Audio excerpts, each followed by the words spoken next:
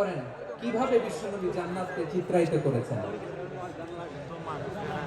সাহাবাদের সামনে, কিভাবে চিত্রায়িত করেছিলেন তিনি, যে কারণে সাহাবারা জান্নাতের পাগল হয়ে গিয়েছেন। আমরা যদি দেখি the way the prophet Muhammad portrait জান্নাত, কিভাবে তিনি পোর্ট্রে করেছেন জান্নাতের যে সৌন্দর্য, কিভাবে তিনি সাহাবাদের সামনে তুলে ধরেছেন। বিশ্বনবী আল্লাহর কোরআন থেকে আমাদেরকে জানান, আল্লাহর জান্নাতের সুসংবাদ দানকারী করে যে আল্লাহ আমাকে পাঠালেন, তোমরা কি জানো আল্লাহর জান্নাত কত সুন্দর? কোরআন থেকে বিশ্বনবী আমাদেরকে জানান, ফালা তা'লামু নাফসুম মা উখফিয়া লাহুম মিন কুররাতি আ'য়ুন জাযাআম বিমা কানু ইয়া'মালুন। মানুষের কর্মের প্রতিফল হিসেবে কত চমৎকার জান্নাত রব্বুল আলামিন নাজ নেয়ামত দিয়ে পরিপূর্ণ করে আমাদের জন্য প্রস্তুত করে রেখেছেন। পৃথিবীর কোনো মানুষ সেটা জানে না। পড়েন সুবহানাল্লাহ। এটা যে কত সুন্দর, আমাদের আমলের প্রতিদান হিসেবে কত চমৎকার, fantastic, eye catching, fabulous paradise তিনি আমাদের জন্য রেডি করে রেখেছেন। এটা কেউ জানেই না, কল্পনাতেও আনতে পারে না। সুবহানাল্লাহ পড়েন। আবার হাদিসে কুদসিতে বিশ্বনবী ফরমান, রব্বুল আলামিন বলেন, আ'তাদতু লিইবাদিস সালিহিন মা লা আইনুন রাআত ওয়ালা উযুনুন সামিআত ওয়ালা খাতারা আলা কলবি বাশার। আমার নেককার বান্দাদের জন্য এমন চমৎকার জান্নাত আমি রেডি করে রেখেছি, মা লা আইনুন রাআত, কোন চোখ সে জান্নাতকে দেখে নাই, ওয়ালা উযুনুন সামিআত, কোন কর্ণকুহর সেই জান্নাতের আওয়াজ শুনে নাই, ওয়ালা খাতারা আলা কলবি বাশার, মানুষ কল্পনাতেও জান্নাতের ছবি আঁকতে পারে না। কল্পনাতেও ছবি আঁকতে পারে না। পৃথিবীর যত বিখ্যাত বিখ্যাত ডিজাইনাররা আছে, সবাইকে একসাথে বসিয়ে যদি আমরা বলি জান্নাতে যে চেয়ারের মধ্যে আমরা বসবো, এই চেয়ারের একটা ডিজাইন করে কোটি কোটি করা হলো, জান্নাতের একটা চেয়ারের ডিজাইন হবে? সিলেট আওয়াজ করে বলো, জান্নাতের একটা চেয়ারের ডিজাইন তারা করতে পারবে? কেমন জান্নাতে আমরা যাব?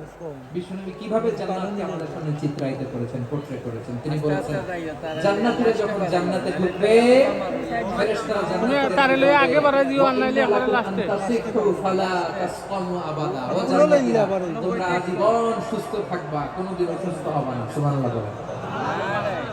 আচ্ছা, আজকের এই মাহফিলে যারা এসেছেন কোনোদিন অসুস্থ হন না, এরকম কে কে আছেন? হাত তুলে দেখি। এই যে হাত তুলছে, পাওয়া গেছে চির সুস্থ। তোমরা কোনোদিন অসুস্থ হও নাই? অসুস্থ হও নাই? তা তুমি আর জান্নাতে যেয়ে কি করবা? তুমি তো জান্নাতেই আছো। তাইলে ফেরেশতারা বলবে, ওয়া ইন্না লাকুম আন তাসিহু ফালা তাসকামু আবাদা, এটা এমন জান্নাত চিরকাল সুস্থ থাকবা, কোনোদিন অসুস্থ হবে না। সব রেকর্ড বন্ধ। ওয়া ইন্না লাকুম আন তাহিয়াউ ফালা তামুতু আবাদা, তোমরা অমর হবা, মৃত্যু তোমাদের স্পর্শ করবে না। অমর হওয়ার জন্য আমরা কত কিছু করি।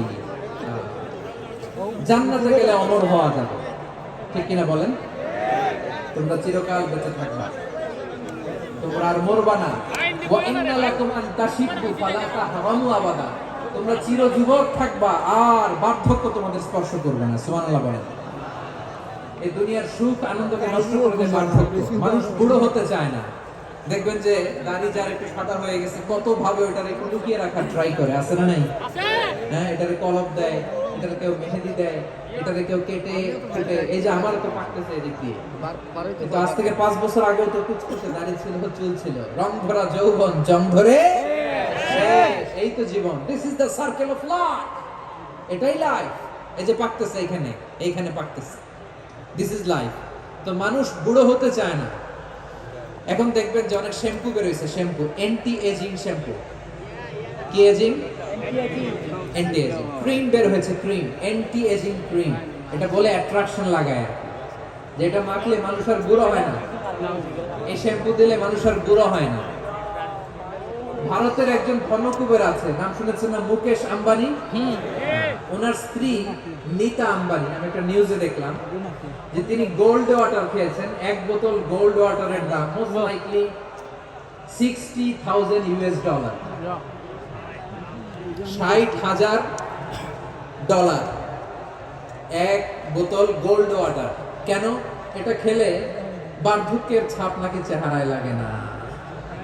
কিন্তু মানুষ যতই বয়স ধরে রাখতে চাক এই দুনিয়ার জমিনে, সে কি তার বয়স লুকাতে পারে? আমার কলিজা টুকরা সিলেট, আওয়াজ করে বলেন, এই দুনিয়ার জীবনে বয়সকে ধরে রাখা যাবে না।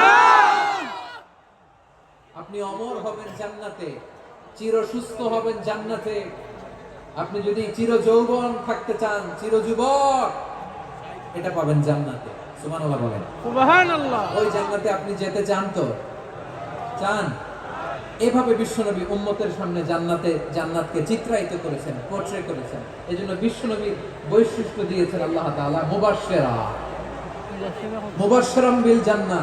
নবী হে, আপনি জান্নাতের সুসংবাদদাতা। আওয়াজ করে পড়তে হবে আল্লাহু আকবার। আল্লাহু আকবার।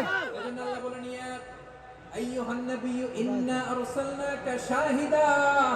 ও নবী, আপনারে আমি সাক্ষ্যদাতা করে পাঠালাম, সাক্ষ্যদাতা করে পাঠালাম।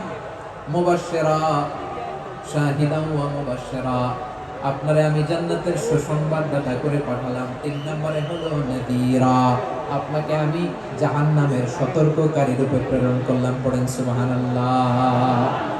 আমার প্রিয় বন্ধুরা, বলেন তো আল্লাহ বিশ্বনবীর কয়টা বৈশিষ্ট্যের কথা এখানে উল্লেখ করেছেন?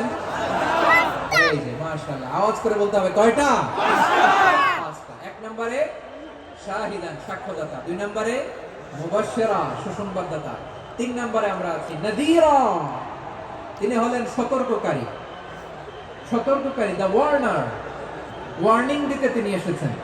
হি ওয়াজ দ্য ওয়ার্নার, সতর্ক করতে, সাবধান বাণী দিতে তিনি এই জমিনে এসেছেন। ঠিক কিনা বলেন? এই সিলেট, ওকে বিদায় নেই, আমি চলে গেলাম। যা তোমরা দেখালা, it's good enough for tonight. Okay, খালাস, হবে না।